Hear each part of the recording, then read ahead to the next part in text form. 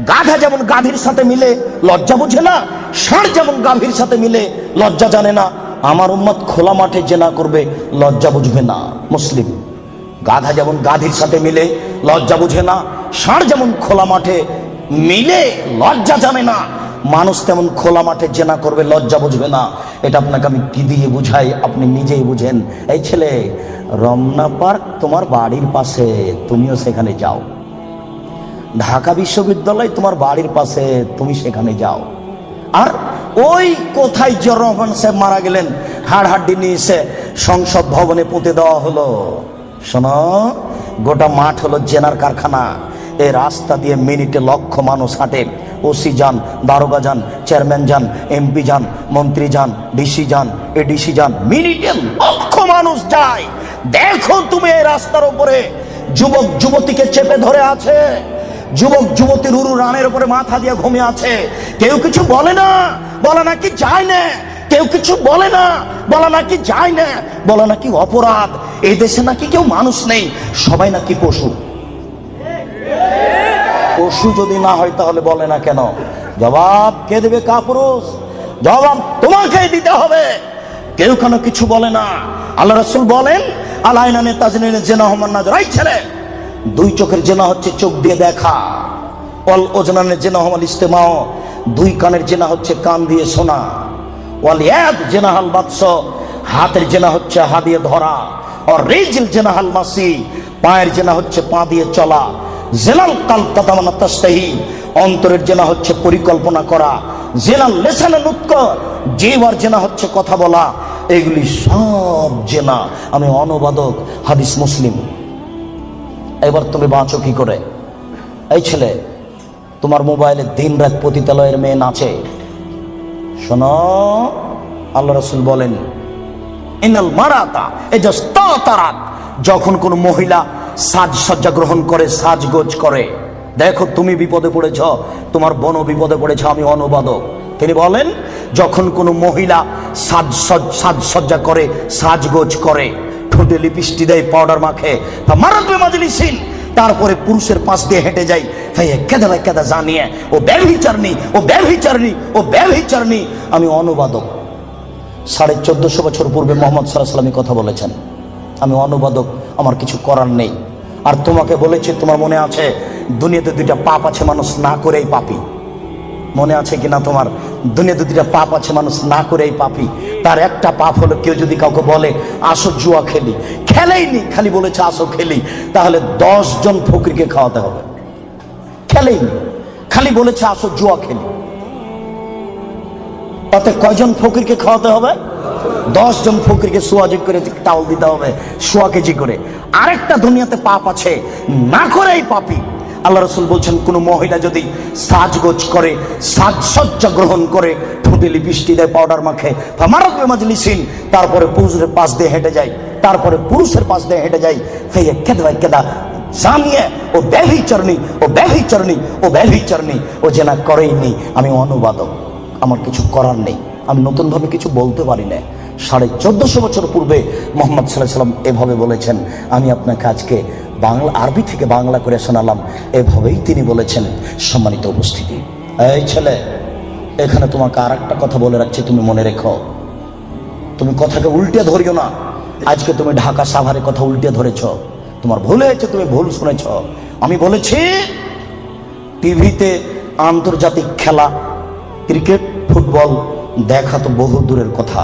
আমি বলেছি, আন্তর্জাতিক খেলা টিভিতে দেখা তো বহু দূরের কথা, আন্তর্জাতিক খেলার গল্প যেখানে চলে সেখানে বসে থাকাও হারাম। দেখি কোন মায়ের বেটা এই ফটোকে উল্টে ধরতে পারে। আর তোমার বাড়ির উপরে, 5 তলা বাড়ির উপরে অনেকগুলি পতাকা, তার একটা হচ্ছে ব্রাজিলের পতাকা। তুমি ব্রাজিলকে চিনো কে? তুমি কি ব্রাজিলকে চিনো কে? আচ্ছা, তুমি কি কোনোদিন ভেবেছো ব্রাজিলকে? আচ্ছা, তোমার বিদ্যা তো নেই, তোমার কি একটু বুদ্ধিও নেই? তুমি কি মানুষই নও? রাজশাহী চাঁপাইনবাবগঞ্জের ভাষাতে তুমি কি অমানুষ? তোমার ভিতরে কি কোনো মানবতাই নেই? ওরা ইহুদি, ওরা খ্রিস্টান, ওরা ইহুদি, ওরা খ্রিস্টান। শোনো, যদি তারা শোনে যে তুমি পায়খানায় পড়ে গেছ, তাহলে অট্ট হাসি দিবে। আর যদি তোমাকে পাশে পাই তাহলে তোমার মাথার উপরে লাথি মারবে। আর যদি তোমাকে পাশে পাই তাহলে আরো 3 বালতি পায়খানা তোমার মাথার উপরে দিয়ে দেবে। বলো দেখি ওরা কারা? ওরা ইহুদি, ওরা খ্রিস্টান, ওরা জন্মসূত্রেই তোমার শত্রু। ওরা বলছে তোমার নবী ভুয়া, মুহাম্মদ সাল্লাল্লাহু আলাইহি ওয়াসাল্লাম ভুয়া নবী। নবী হলে আমাদের মধ্যে থেকে হবে কেন? ইব্রাহিম আমাদের, সুলাইমান আমাদের, দাউদ আমাদের, মুসা আমাদের, ঈসা আমাদের, ইয়াকুব আমাদের, ইউসুফ আমাদের, সব নবী আমাদের। মুহাম্মদ নবী হলে ইহুদি খ্রিস্টানদের মধ্য থেকে হবে, আমাদের মধ্য থেকে হবে। আরে মুহাম্মদ নাকি পৌত্তলিকের মধ্য থেকে হয়েছে। ছি ছি ছি ছি ছি, এখানেও নবী হবে? ছি ছি ছি ছি ছি, এ ভুয়া নবী। তুমি তার পতাকা মাথার উপরে তুলো কাপুরুষ। তোমার বিদ্যাকে আমি কবর দিতে এসেছি, তুমি মনে রেখো তোমার আমি কিছু না কিছু উপকার করবই করবো ইনশাআল্লাহ। শুনুন, দুনিয়াতে দুটি পাপ আছে, মানুষ না করাই পাপী। ফুটবল, ক্রিকেট, র্যাকেট খেলা যায় ওই সময়তে যখন টাকার হারজিত থাকবে না, শরীর চর্চা থাকবে, তখন যায়। ফুটবল, ক্রিকেট, র্যাকেট, ভলিবল এগুলো খেলা যাবে ওই সময়তে যখন টাকার হারজিত থাকবে না, শরীর চর্চা হবে। আর যাতে শরীর চর্চা নেই, বসে বসে সময় কাটাই, এটা খুবই খারাপ।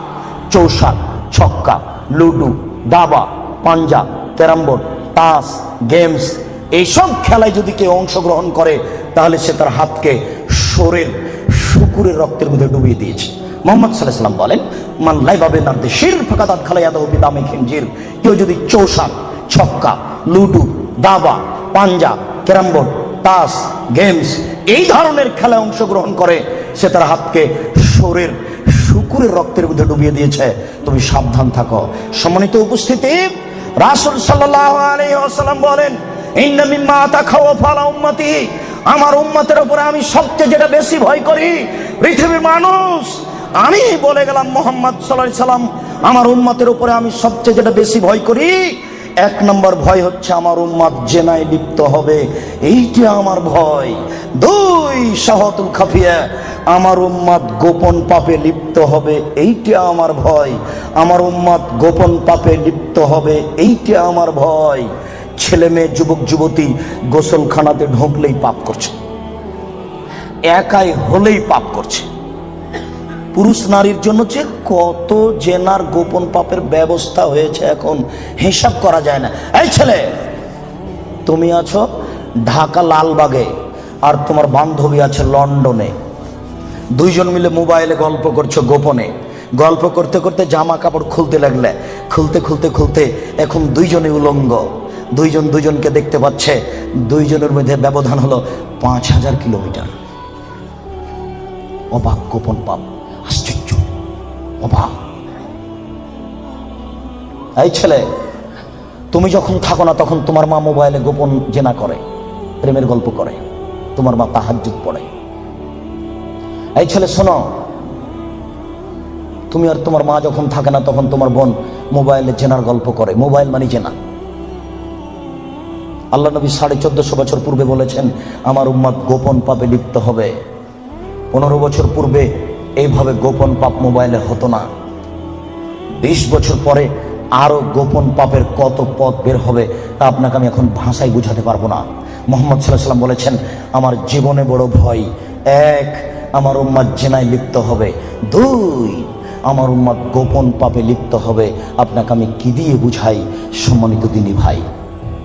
মুহাম্মদ সাল্লাল্লাহু আলাইহি ওয়াসাল্লাম বলেন, রাত যখন অর্ধেক হয় তখন সমস্ত আকাশের দরজা খুলে দেয়। যে ব্যক্তি আল্লাহর কাছে প্রার্থনা করে তার প্রার্থনা কবুল হয়ে যায়। যে ব্যক্তি যা চায় আল্লাহ তাকে তাই দিয়ে দেন। যে ব্যক্তি বিপদে পড়ে বলে আল্লাহ আমাকে বাঁচাও, আল্লাহ তাকে বাঁচিয়ে দেন। ইল্লাল বাগিন বে ফারজেহা, তবে যার জেনার সম্পর্ক আছে তার কথা কবুল হয় না। এই ছেলে শোনো, তুমি ম্যাট্রিক পরীক্ষা দিয়েছো, আল্লাহর কাছে প্রার্থনা করছো, আল্লাহ আমার রেজাল্টটা ভালো করে দাও, আল্লাহ আমার রেজাল্টটা ভালো করে দাও, আমাকে গোল্ডেন দাও। আর তোমার মা তাহাজ্জুদ পড়ার পরে চোখের পানি ঝরিয়ে বলছে, আল্লাহ আমার ছেলেটাকে একটা ভালো রেজাল্ট দাও, গোল্ডেন দিয়ে দাও আমার ছেলেকে। এইভাবে তোমার মা রাতের অন্ধকারে চোখের পানি অঝর নয়নে ঝরিয়ে কাঁদছে। তুমি যখন থাকো না তখন তোমার মা মোবাইলে প্রেমের গল্প করে। তোমার মা কিয়ামত পর্যন্ত কাঁদলেও তার কথা কবুল হবে না। আমি অনবাদক, আমি বুঝাতে পারলাম না। অর্ধেক রাত হলে আকাশের দরজা কি হয়? খুলে দেওয়া হয়। যে যা চাই তাকে আল্লাহ তা দিয়ে দেন। যে বিষয়ে প্রার্থনা করে সেটা আল্লাহ কবুল করেন। যে কোনো বিপদে পড়েছে আল্লাহ তাকে উদ্ধার করেন। তবে যার জেনার সম্পর্ক আছে তার কথা আল্লাহ কবুল করেন না। আমি কি দিয়ে বুঝাই জেনা কত বড় বিপদ? আমি কি দিয়ে বোঝাই আপনাকে জেনা কত বড় বিপদ? যেটা ঘরে ঘরে হচ্ছে, যেখানে সেখানে হচ্ছে, যেটা মানুষের কাছে আজকে পাপের কাজ নয়। শোনো, মুনাফিকি করো না বক্তব্যের সাথে। এই ছেলে, তোমাকে আমি কঠিন ভাবে বলে যাচ্ছি, তুমি বক্তব্যের সাথে মুনাফিকি করো না। এখান থেকে উঠার আগে মোবাইলে যত মেয়ের নাম্বার আছে তুমি কেটে দিয়ে উঠবা। জিন্দেগিতে কোনোদিন কোনো মেয়ের সাথে গল্প করো না। তোমার সাথে এ অংশে আমার জরুরি কথা আছে, তুমি একটু ধৈর্য ধারণ করো, একটু সামান্য একটু থামো। তোমার সাথে আমার আরো জরুরি কয়েকটি কথা আছে। মুহাম্মদ সাল্লাল্লাহু আলাইহি সাল্লাম বলেন, আমি রাতে ঘুমিয়েছিলাম, জিবরাইল আমার ডান হাত ধরলেন, মিকাইল আমার বাম হাত ধরলেন, ধরে আমাকে নিয়ে চলে যাচ্ছেন। যেতে যেতে দেখি অনেক মানুষ আসাদু সাইনতে খাফান, ফুলে ফেফে বিশাল বিশাল আকৃতি ধারণ করে আছে। 50 হাত 100 হাত উঁচু উঁচু হয়ে আছে। ওয়ান্তানাহু রিহান, দুর্গন্ধের টিকা যায় না, এত গন্ধ। কান্নাহুল মারাহিজ, মনে হচ্ছে যেন তারা গ্রামের টয়লেট, মনে হচ্ছে যেন তারা গণশৌচাগার, মনে হচ্ছে যেন তারা গ্রামের টয়লেট, মনে হচ্ছে যেন তারা গ্রামের শৌচাগার। যেই শৌচাগার টয়লেট পরিষ্কার করা হয় না, গণশৌচাগার, গন্ধের টিকা যায় না, বিশাল বিশাল রূপ ধারণ করে আছে। আমি বললাম, জিবরাইল মানা হলাই, কি এরা কে? জিবরাইল, এরা কারা? ছি ছি ছি ছি, এরা কারা? এতক্ষণে গন্ধ, এতক্ষণে ফুলে আছে। তখন জিবরাইল বললেন, অহমদ জোনাতা জাওয়ানি, এরা হলো ব্যভিচারিণী। বলো যুবক, মোটা মোটা হ্যাঁ ফুলে আছে, খুব গন্ধ, এরা কারা? ব্যভিচারিণী। তুমি সাবধান থাকো, তুমি একটু অপেক্ষা করো।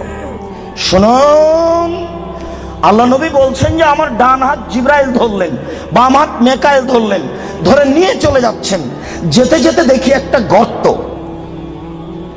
চুলার মতো। কোন চুলা? যাতে তন্দুরি রুটি হয়। তন্দুরি রুটি চুলা দেখেছেন? ভিতরে রুটি দিয়ে সিদ্ধ হলে বের করে নেওয়া হয়, এরকম চুলা। তাতাও নার, তার ভিতরে দেখি ধাঁধা ধাঁধা ধাঁধা করে আগুন জ্বলছে। ইরতাফাও, আগুন যখন জোরে জ্বলে উঠছে তখন ওর ভিতরে যা কিছু আছে সব উপরে চলে যাচ্ছে। হাজা খামেদাত রাজাউ ফিহা, আর যখন আগুনটা কমে আসছে তখন সব নিচের দিকে চলে যাচ্ছে। ফিহারে জালুন অনিসাউন ওরাতন, তাতে দেখি পুরুষ এবং নারী জমা ধরে আছে উলঙ্গ অবস্থায়, পরনে কাপড় নেই কারো, এভাবে জমা ধরে আছে উলঙ্গ অবস্থায়। আগুন যখন জোরে জ্বলে উঠছে দাদা দাদা দাদা করে উপরে চলে যাচ্ছে, আবার যখন আগুন কমে যাচ্ছে তখন নিচের দিকে চলে যাচ্ছে। আর উপরে উঠলে মনে হচ্ছে যেন বের হয়ে পড়ে যাবে। দেখি সেখানে পুরুষ এবং নারী উলঙ্গ অবস্থায় জ্বলছে। আমি বললাম, জিবরাইল মানাউলা, এরা কারা? তখন জিবরাইল বললেন, অহমদ জনাত, তারা হলো ব্যভিচারিণী। আল্লাহ নবী বলেছেন, যেসব মহিলারা জেনায় লিপ্ত হবে ওদের লজ্জা স্থানের গন্ধে জাহান্নামীরা জাহান্নামে টিকতে পারবে না। যেসব মহিলারা জেনায় লিপ্ত হবে ওদের লজ্জা স্থানের গন্ধে জাহান্নামীরা জাহান্নামে টিকতে পারবে না। যেসব মহিলারা জেনায় লিপ্ত হবে ওদের লজ্জা স্থানের গন্ধে জাহান্নামীরা জাহান্নামে টিকতে পারবে না। মুহাম্মদ সাল্লাল্লাহু আলাইহি সাল্লাম বলেছেন। শুনুন সম্মানিত দিনী ভাই, আবু হুরায়রা রাদিয়াল্লাহু তাআলা আনহু বলেন, রাসূল সাল্লাল্লাহু আলাইহি সাল্লাম বলেছেন, আল বিকরু বিল বিকরি জিলদু ওয়া তাগরিবু সানা। অবিবাহিত ছেলে যদি জিনায় লিপ্ত হয় তাহলে তাকে 100 লাঠি পিটিয়ে এলাকা থেকে 1 বছরের জন্য তাড়িয়ে দিতে হবে। তিনি বলেন, আস-সাইবু বিস-সাইবুর রাজম, বিবাহিত পুরুষ নারী যদি জেনায় লিপ্ত হয় তাহলে তাকে ইট ঢেল পাথর দিয়ে মেরে মেরে মেরে ফেলতে হবে। এদেশের লাখো ভাবিকে ইট ঢিল পাথর দিয়ে মেরে ফেলতে হবে যারা দেবরের সাথে জেনায় লিপ্ত হয়েছে। এদেশের লাখো দুলাভাইকে ইট ঢিল পাথর দিয়ে মেরে ফেলতে হবে যারা সেলিকার সাথে জেনায় লিপ্ত হয়েছে। এদেশের লাখো পুরুষকে ইট ঢিল পাথর দিয়ে মেরে ফেলতে হবে যাদের স্ত্রী থাকার পরেও অন্য নারীর সাথে জেনায় লিপ্ত হয়েছে। এদেশের লাখো নারী বেহায়া বেশরমা লজ্জাহীনা নারী যারা স্বামী বাড়িতে থাকার পরেও অন্য পুরুষের সামনে নিজের পরনের কাপড় খুলে উলঙ্গ অবস্থায় জেনায় লিপ্ত হয়। শুনুন, এদের ইট ঢেল পাথর দিয়ে মেরে মেরে মেরে ফেলতে হবে, এদের বাঁচার কোনো পথ নেই। রাসূল সাল্লাল্লাহু আলাইহি সাল্লাম বলেন 3 শ্রেণীর মানুষকে হত্যা করতে হয়, তবে 2 শ্রেণীর মানুষের বাঁচার পথ আছে। মনে রাখুন, 3 শ্রেণীর মুসলমানকে হত্যা করতে হয়, 2 শ্রেণীর মানুষের বাঁচার পথ আছে, 1 শ্রেণীর মানুষের বাঁচার পথ নেই। এক, কেউ যদি বলে আমি কোরআন মানি না, তাহলে তাকে হত্যা করতে হবে। কেউ যদি বলে গাভীর দুধ হারাম, তাহলে তাকে হত্যা করতে হবে। কেউ যদি বলে মদ হালাল, তাহলে তাকে হত্যা করতে হবে। সরকারের পক্ষ থেকে গলায় ফাঁস দেওয়া হয়েছে, ফাঁস টান টান, তখন বলছে বলেছে বলেছে আমার ভুল হয়েছে, আমি কথা ফিরিয়ে নিলাম, তাহলে তাকে আর ফাঁসি দিতে হবে না, নামিয়ে নিতে হবে, বেঁচে গেল। পাপ করেছিল হত্যার যোগ্য। আমি বুঝাতে পারলাম না মনে হয়। 2, কেউ যদি কাউকে হত্যা করে তাহলে তাকে হত্যা করতে হবে, এর নাম কেসাস। এই ছেলে, তোমার দাদার বয়স 90 বছর, তাহাজ্জুদ পড়ে ফজরের টাইমে বের হচ্ছিল মসজিদে নামাজ পড়তে যাবে। কালকে তোমার দাদাকে একটা ছেলে গালি দিয়েছে, তাহাজ্জুদ পড়তে বের হওয়ার সময় দেখো ওই ছেলেটা, তোমার দাদা এক থাপ্পড় দিতে ছেলেটা মারা গেছে। এখন তোমার দাদাকে কেসাস স্বরূপ ফাঁসি দিতে হবে সরকারের পক্ষ থেকে, তবে তোমার দাদার বাঁচার পথ আছে। ওই ছেলেটার বাপ মা যদি বলে আচ্ছা যাক যাক আমাদের ছেলেকে মেরেছে আমরা মারবো না, তাহলে তোমার দাদা বেঁচে গেলেন। কথা কি বুঝাতে পেরেছি? 3, রাজুলুন জানা বাদা হেসানিন, কে যদি বিবাহ করার পরে জেনায় লিপ্ত হয় তাহলে তাকে হত্যা করতে হবে, তার বাঁচার কোনো পথ নেই। কেউ যদি বিবাহ করার পরে জেনায় লিপ্ত হয় তাহলে তাকে হত্যা করতে হবে, তার বাঁচার পথ নেই। একটু জাতের মানে তুমি গ্রামে দিয়ে গ্রামের সম্প্রদায়ের একজন মহিলা আসলো আল্লাহ রাসূলের দরবারে, এসে বলছে তাহিরনি ইয়া রাসূলুল্লাহ, হে আল্লাহ রাসূল আপনি আমাকে পবিত্র করুন। তখন আল্লাহ রাসূল বললেন ইরজি, বাড়ি তুমি ফিরে যাও, আস্তাগফিরুল্লাহ, আল্লাহর নিকটে ক্ষমা চাও, ও তুমি ইলাইহি, তুমি তওবা করো, তোমার পাপ ক্ষমা হয়ে যাবে। তখন মহিলাটি বলছে হ্যাঁ তুরাদ্দাদুনি কামা রাদ্দাত মাইজ ইবনে মালিক, আপনি মাইজ ইবনে মালিকের বিচার না করে বারবার ফিরিয়ে দিয়েছিলেন, আপনি কি আমাকে সেইভাবে ফিরিয়ে দিতে চাচ্ছেন? অন্নাহুল্লাহ মিনাজ জিনা, আমার পেট উঁচু হয়েছে, অবৈধ সন্তানে আমার পেটে অবৈধ সন্তান রয়েছে, দয়া করে আপনি আমাকে ফিরিয়ে দিন না, আমার বিচার করে দেন। তখন আল্লাহ রাসূল বললেন আচ্ছা ঠিক আছে, ইরজি হাত্তা তালিদি, তুমি বাড়ি চলে যাও, যেদিন তোমার বাচ্চা হবে সেদিন আসিও, বিচার করে দেব। মহিলা বাড়ি চলে গেল, বাচ্চা সবে মাত্র প্রসব হয়েছে। মুসলিম গ্রন্থে এসেছে ওই বাচ্চাটাকে ন্যাকড়ার মধ্যে জড়িয়েছে, প্রসব হওয়া মাত্র জড়িয়ে নিয়ে এসে আল্লাহ রাসূলের দরবারে এসে বলছে আল্লাহ রাসূল এ দেখেন বাচ্চা প্রসব হয়েছে, বিচার করে দেন। আল্লাহ রাসূল মাথাটা নিচু করে বলছেন ইরজি, বাড়ি চলে যাও, ফারজি হে, বাচ্চাকে দুধ খাওয়াও, হাত্তা তাতে মিহে, যেদিন বাচ্চা দুধ ছেড়ে দিবে সেদিন আসিও, বিচার করে দেবো। মহিলা চলে গেল, বাচ্চাকে 2 বছর দুধ পান করালো। 2 বছর পরে মহিলা বিচারালয়ে উপস্থিত, অফিয়াদেহি কেসারাত খুবজিন, এমত অবস্থায় বাচ্চার হাতে এক টুকরা রুটি রয়েছে, এই রুটি প্রমাণ করে বাচ্চা খাদ্য খেতে পারে। ওয়াসাদাহু বেয়াদের রাজুলিন মিনাল মুসলিমিনা, আল্লাহ রাসূল ওই ছেলেটাকে একজন মুসলমানের হাতে সমর্পণ করলেন, বললেন যাও তুমি এই ছেলেটাকে লালন পালন করো। তিনি বললেন স্বামী সাথী এই যাবো বিহা, তোমরা একে মাঠে নিয়ে যাও, এই মহিলাকে মাঠে নিয়ে যাও, আফিরুল্লাহ সাতরেহা, মাঠে নিয়ে গিয়ে গর্ত খুঁড়ে বুক পর্যন্ত পুঁতে দাও, ফারজেমুহা, এরপরে তোমাকে তাকে ইট ঢেল পাথর দিয়ে মেরে মেরে মেরে ফেলো। সাহাবীগণ বলেন আমরা তাকে মাঠে নিয়ে গেলাম, মাঠে নিয়ে গিয়ে গর্ত খুঁড়ে বুক পর্যন্ত মাটিতে পুঁতে দিলাম, এরপরে চতুর্দিক থেকে ইট ঢেল পাথর মারতে লাগলাম। খালিদ বিন ওয়ালিদ বলেন একটা পাথর আমি নিয়ে তার মুখের উপরে মারলাম, ফাতারা জাহাতাম আল্লাহ ওয়াজহে খালিদ, পাথরটা মুখে লেগে মুখ ফেটে রক্ত ছিটে খালিদের গায়ে লাগলো। খালিদ গালি দিয়ে বলছিলেন ছি ছি, একজন জেনাকারিনী মহিলার গায়ের রক্ত আমার গায়ে লাগলো, এরকম কিছু হবে? আল্লাহ রাসূল বললেন মারে রে খালিদ তুমি গালি দিও না, লাগা তাওবা তাওবাতান লাউ তাওয়া সায়মাকসিন লা গফিরা লাহু। এই মহিলা আল্লাহর দরবারে এত ক্ষমা ভিক্ষা চেয়েছে, এই মহিলা আল্লাহর দরবারে এত কান্নাকাটি করেছে। পৃথিবীর বড় থেকে বড় পাপী যদি এইভাবে কান্নাকাটি করে তাহলে তার পাপ ক্ষমা হয়ে যাবে। খালিদ, তুমি একে গালি দিও না, দুঃখিত, আপনাকে আমি কি দিয়ে বুঝাই। পৃথিবীর সবচেয়ে বড় পাওয়ারফুল মানুষ হচ্ছেন মুহাম্মদ সাল্লাল্লাহু আলাইহি সাল্লাম। পৃথিবীর ইতিহাসে এত বড় পাওয়ারফুল মানুষ কেউ জন্ম নেয়নি, কিয়ামত পর্যন্ত কেউ নিবে না। জান্নাতের গেটে বড় অক্ষরে লেখা আছে, সর্বপ্রথমে যিনি জান্নাতে প্রবেশ করবেন তিনি হলেন মুহাম্মদ সাল্লাল্লাহু আলাইহি সাল্লাম। জান্নাতের ভিতরে একটা ঘর আছে, সেই ঘরের ভিতর দিকে একজন ফেরেশতাকে দাঁড় করে রাখা হয়েছে, এখনো উপস্থিত। তাকে বলা হয়েছে, কেউ যদি বাহির থেকে এসে ঠক ঠক করে শব্দ দেয়, কে যদি বাহির থেকে বলে মুহাম্মদ, তাহলে এই দরজা খুলে দিও। এই ঘর মোহাম্মদ ছাড়া কারোর জন্য খোলা হবে না। আপনাকে আমি কি দিয়ে বুঝাই মুহাম্মদ সাল্লাল্লাহু আলাইহি সাল্লাম কত বড় পাওয়ারফুল মানুষ।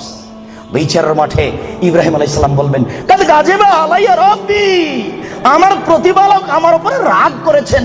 মা গাজিবা মিন কাবলা বাদ, আমার প্রতিপালক এইরকম রাগ পূর্বেও কোনোদিন করেননি, ভবিষ্যতেও কোনোদিন করবেন না। নাফসি নাফসি, আমার যে কি হয় তা আমি নিজেই বুঝি না। এইভাবে চিল্লাচিল্লি করবেন ইব্রাহিম আলাইহিস সালাম।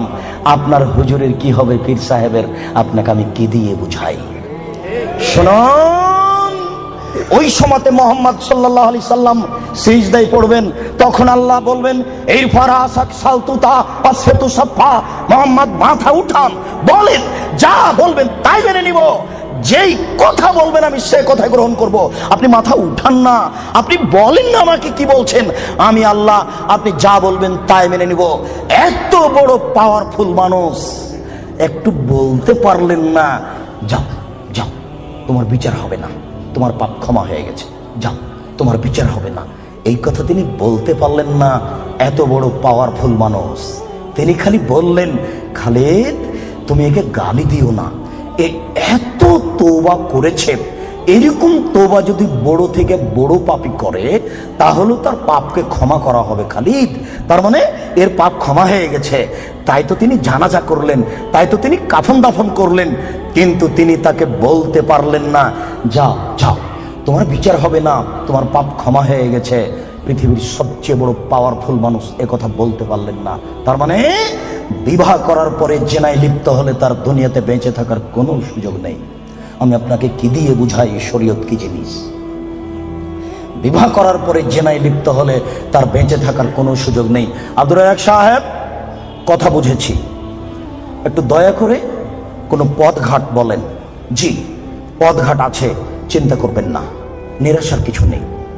শুনুন, নিরাশার কিছু নেই। এই পাপ কার সাথে জড়িত? আল্লাহর সাথে জড়িত। আল্লাহ নবী বলেছেন, কেউ যদি জেনে শুনে 1 টাকা সুদ খায়, 36 বার জেনা করে যত পাপ হবে, 1 টাকা সুদ খেলে তার চেয়ে বেশি পাপ হবে। তিনি বলেছেন, সুদের পাপের 70টি ভাগ রয়েছে, ছোট ভাগ হলো মার সাথে জেনা করলে যেমন পাপ হয়। সুদ যত বড়ই পাপ হোক না কেন, সুদের পাপ কার সাথে জড়িত? আল্লাহর সাথে জড়িত। জেনার পাপ কার সাথে জড়িত? আল্লাহর সাথে জড়িত। যুবক, তুমি নিরাশা হবে না, নিরাশার কিছু নেই। শোনো, ওই যে ওই যে ওই যে ওই মোড়ে উঠে এইখানে রিক্সা থেকে নেমে রিক্সাওয়ালাকে বলছো, এই রিক্সাওয়ালা কয় টাকা ভাড়া রে? 40 টাকা। হ্যাঁ বেটা, 20 টাকা ভাড়া, 40 টাকা চাও। এক থাপ্পড় দিয়ে 20 টাকা দিয়ে বিদায় করে দিলে। এখন এই পাপ তওবা করে ক্ষমা হবে না, মরা পর্যন্ত কাঁদলেও হবে না। এটা খুবই জটিল। জেনার পাপের চেয়ে রিক্সাওয়ালাকে একটা থাপ্পড় মারা কত যে কঠিন, আপনাকে আমি কি দিয়ে বুঝাই। এই ছেলে, তোমার বাপ দলীয় দাপটে জমি দখল করেছে, দিন রাত যদি তোমার বাপ তাহাজ্জুদ পড়ে হবে না। শফিকুল ইসলাম জাগরণী বলেছেন, লাভ হবে না কবর পাকা করে দিয়েছেন, বাপের কবর যদি স্বর্ণ দিয়ে বানান কোনো লাভ হবে না। নজরুল ইসলাম বলেছেন, মসজিদের পাশে কবর দিও ভাই। মসজিদের পাশে কেন, আপনার বাপের কবর যদি কাবা ঘরের নিচে ঢুকিয়ে দেন 1 পয়সা লাভ হবে না। শোনো, রিক্সাওয়ালাকে থাপ্পড় মেরেছেন, ক্ষমার পৃথিবীতে কোনো সুযোগ নেই। রিক্সাওয়ালাকে খুঁজে বের করতে হবে, খুঁজে বের করে হাত ধরে বলতে হবে, ও রিক্সাওয়ালা, আমি বুঝতে পারিনি গো, তোমাকে 1 থাপ্পড় মারা আমার ভুল হয়েছে, তুমি আমাকে মাফ করো। এই কথা বলার পূর্ব পর্যন্ত পৃথিবীতে কোথাও ক্ষমা নেই। এরা মানুষের সাথে জড়িত পাপ। এই ছেলে, তুমি দিন রাত গরু জবাই করো আর কসাই গোস্ত বিক্রি করো, কোটি টাকা ইনকাম করো, তাতে আসে যায় না। কোটি টাকা ইনকাম করো, তাতে আসে যায় না। প্রত্যেক দাঁড়িতে 50 করে গোস্ত কম দিয়েছ, এখন ক্ষমা নেও দেখি। কিয়ামত পর্যন্ত তওবা করলে এই পাপ ক্ষমা হবে না। যে না যত বড়ই পাপ হোক না কেন, গোস্ত ঠগিয়ে বিক্রি করার চেয়ে ছোট, গোস্ত ঠগিয়ে বিক্রি করার চেয়ে অনেক বেশি বড় পাপ। এই ছেলে, তুমি তো শহরে প্রতারণা দিয়ে ব্যবসা করছো, এটা দাম কত? 1500। তুমি জানো যে এর দাম 300। আচ্ছা 300 তুমি 500 চাও, চলন্ত বাজার যদি এর 2000 টাকা হয় তবু জায়েজ। তুমি জেনে শুনে বললে 1500 টাকা, তার মানে তুমি প্রতারণা দিয়েছ। একদিনে যদি কোটি টাকা ইনকাম হয় তবু তোমাকে একদিন ভিক্ষুক হতেই হবে। তুমি এইভাবে ব্যবসা কোনোদিন সফলতা অর্জন করতে পারবে না। শুনুন, ডবল দাম নেওয়া যায়, প্রমাণ 10 গুণ দাম নেওয়া যায় যদি চলন্ত বাজার সেটা হয়। প্রমাণ আল্লাহ রসুল বলেন, আনাস এই যে 1 টাকা নাও, ছাগল কিনে নিয়ে আসো। আনাস বাজারে গিয়ে 1 টাকা দিয়ে ছাগল কিনে আরেক জায়গাতে 2 টাকায় বিক্রি করেছেন। 2 টাকা দিয়ে বিক্রি করে আবার 1 টাকা দিয়ে একটা ছাগল কিনেছেন আর 1 টাকা নিয়ে চলে এসেছেন। আল্লাহ রসুল এনেন একটা ছাগল আর 1 টাকা। আনাস কি ব্যাপার, তোমাকে যে আমি টাকা দিয়েছি একটা ছাগল কেনার জন্য, তো টাকাও দিচ্ছ ছাগলও যে দিচ্ছ। আল্লাহ রসুল, আমি বাজারে একটা ছাগল কিনে ওকে 2 টাকায় বিক্রি করেছি, তারপরে 1 টাকা দিয়ে আরেকটা ছাগল কিনেছি আর 1 টাকা ফিরে নিয়ে এসেছি। আচ্ছা আচ্ছা, বারাকাল্লাহু ফি তিজারাতিক, আল্লাহ তোমার ব্যবসাতে বরকত দান করুক। কি বুঝলেন? ডবল দামে বিক্রি করেছে। ঢাকার ওই পারে যদি 1 টাকা বড় 600 টাকা গজ হয় আর এই পারে যদি 1200 টাকা গজ হয় তবুও জায়েজ। হোমিও ডাক্তার আমাকে বলছে, আব্দুর রাজাক সাহেব, মাত্র এই বোতলে 10 টাকার ওষুধ আছে, আমি এখান থেকে 1 ফোঁটা ওষুধ দিয়ে 3000 টাকা নিই। যদি টাকা কম নিই তাহলে তার ভরসা কমে যাবে।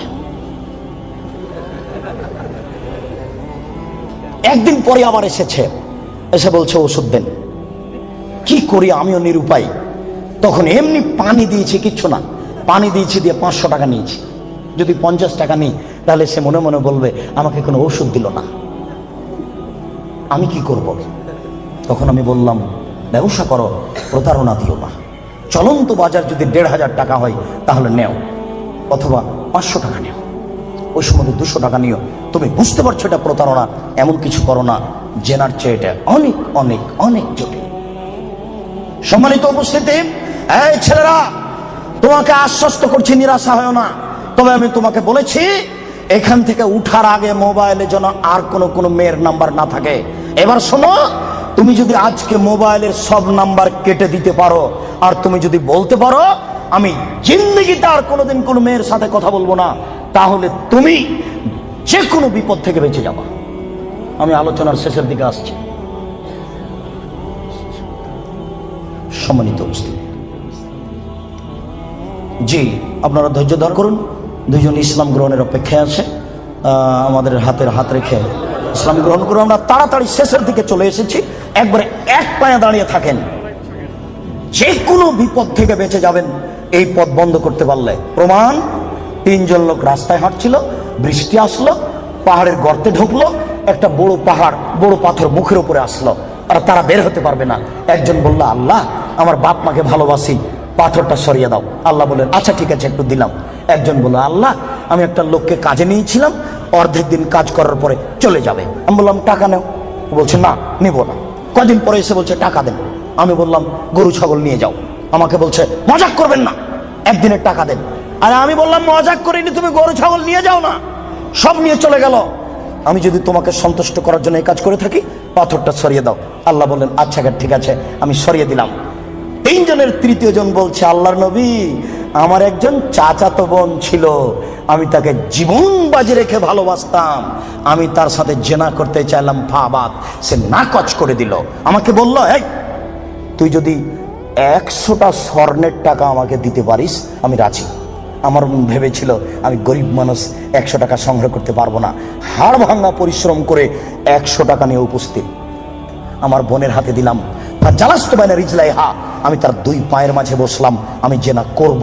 তখন আমার বোন বলছে, আব্দুল্লাহ, হে আল্লাহর বান্দা, ইত্তাকিল্লাহ, আল্লাহকে ভয় কররে ওরা তাফতাহিল খাতামা, তুই আমাকে অসতী প্রমাণ করিস না। এ আল্লাহর বান্দা, তুই আল্লাহকে ভয় কররে, আমাকে অসতী করিস না। ফাকুমতা আনহা, আমি ওখান থেকে উঠে গেছি, তোমার ভয়ে পাথর সরিয়ে দাও। আল্লাহ বলেন আচ্ছা ঠিক আছে, আমি পাথর সরিয়ে দিলাম। এ দেখো বিপদ থেকে বেঁচে গেল জেনা বন্ধ করার কারণে। আমি মানে বুঝাতে পারলাম না, বুখারী মুসলিমের হাদিস। দুই, এই ছেলে শোনো, শুধু বাঁচা নয়, আজকে থেকে তুমি যদি বলতে পারো কোনো মেয়ে যদি তোমার সাথে জেনার গল্প করতে চাই, তাহলে তুমি মোবাইলে বলবা ইন্নী আখাফুল্লাহ, আমি আল্লাহকে ভয় করি, জিন্দেগিতে আমি তোমার সাথে আর কোনোদিন কথা বলবো না, তুমি আমার সাথে কথা বলবো না। এই কথা যদি তুমি বলতে পারো, বিচারের মাঠে তুমি বিশেষ ছায়াতলে 7 শ্রেণীর মানুষ থাকবে, তবে তুমি একজন। বুখারী মুসলিম। আমি কি বুঝাতে পেরেছি? তার মধ্যে তুমি একজন। 3, এবার তোমাকে ছেড়ে চলে আসলাম তোমার বোন আর তোমার মায়ের কাছে। রাসূল সাল্লাল্লাহু আলাইহি ওয়াসাল্লাম বলেছেন, কেউ যদি 4টি কাজ করতে পারে, কোন নারী যদি 4টি কাজ করতে পারে, জান্নাতের যে কোনো দরজাতে ঢুকতে পাবে। 1, 5 ওয়াক্ত নামাজ পড়বে। 2, রমজান মাসের রোজা থাকবে। 3, স্বামীকে মেনে চলবে। 4, জেনায় লিপ্ত হবে না, জান্নাতের যে কোনো দরজাতে ঢুকতে পাবে, কোনো সমস্যা নেই। এবার সবার জন্য আল্লাহ তাআলা বলেন, ওয়ানাহান নাফসা আনিল হাওয়া ফাইনাল জান্নাতাল হিয়াল মাওয়া। পৃথিবীর মানুষ তোমরা শুনে রাখো, আমি আল্লাহ বলছি, তোমরা যদি তোমাদের প্রবৃত্তিকে ঠেকাতে পারো, যদি বলো আর কোনোদিন জেনায় লিপ্ত হব না, তাহলে আমি আল্লাহ তোমাদের জন্য জান্নাতুল মাওয়া রেখেছি। যারা প্রবৃত্তিকে ঠেকাতে পারবে তাদের জন্য আল্লাহ জান্নাতুল মাওয়া রেখেছেন। সম্মানিত উপস্থিতি, জেনা যত বড়ই পাপ হোক না কেন, আজকে আপনি সেখান থেকে ফিরে আসার চেষ্টা করুন, আল্লাহ আপনাকে রক্ষা করবেন ইনশাআল্লাহ। সম্মানিত উপস্থিতি, শেষের দিকে এসে বলছি, আপনারা জানেন আমি 12 থেকে 15 বছর থেকে ঢাকায় আছি। তখন থেকে আমি ভাবছিলাম একটা ঢাকায় বা ঢাকার আশেপাশে কোথায় একটা বিশাল ভূখণ্ড পাওয়া যাবে, যেখানে একটা উন্নত মানের প্রতিষ্ঠান গড়া যাবে। ঘুরতে ঘুরতে দেখলাম এই যে 300 ফুট রাস্তার মাথায় পূর্বাচলের পাশে দেবই বাজারের এখানে এলাকার লোকেরা 14 বিঘা জমি আমার হাতে হস্তান্তর করেছে। 2013 সালের 24 আগস্ট রোজ মঙ্গলবার আমি বলেছি জনগণের উদ্দেশ্যে, আমার হাতে টাকা নাই এ কথাও সত্য, এখানে প্রতিষ্ঠান গড়বে এ কথাও সত্য, ইনশাল্লাহ গড়বেই গড়বে যে কোনো মূল্যে।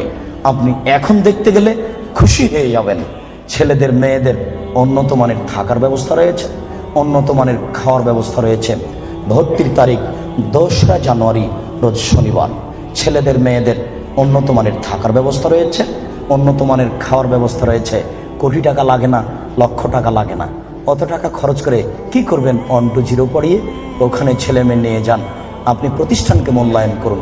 মর্মে আমার প্রথম কথা, একটু আল্লাহকে বলবেন, আল্লাহ আব্দুর রাজাক সাহেব যে পদক্ষেপ নিয়েছে এটা তুমি কবুল করো আল্লাহ। এরপর আমাকে পরামর্শ দিবেন, আমি আপনার পরামর্শ মূল্যায়ন করব। আমি চাচ্ছি এখানে ছেলেরা বাংলা, ইংরেজি, আরবি উন্নত মানের শিক্ষা অর্জন করে অন্যায়ের বিরুদ্ধে লড়বে, মুখে কলমে মিটিয়েই। ইনশাল্লাহ তারা লড়বেই লড়বে, সময়ের ব্যবধান। এরপরে আপনাকে যেটা বলেছি, আল্লাহর নবীর চলেনি টাকা ছাড়া, আমার চলবে টাকা ছাড়া, এই কথা আমি মনে করি না। যার যতটুকু সম্ভব এখানে ব্যয়বহুল খরচের প্রতিষ্ঠান নির্মাণ কাজ চলছে। ছেলেদের মেয়েদের পৃথক পৃথক আবাসিক ব্যবস্থা, মসজিদের পরিকল্পনা এবং শিক্ষক আবাস সব মিলেই অনেক বড় কাজ চলছে।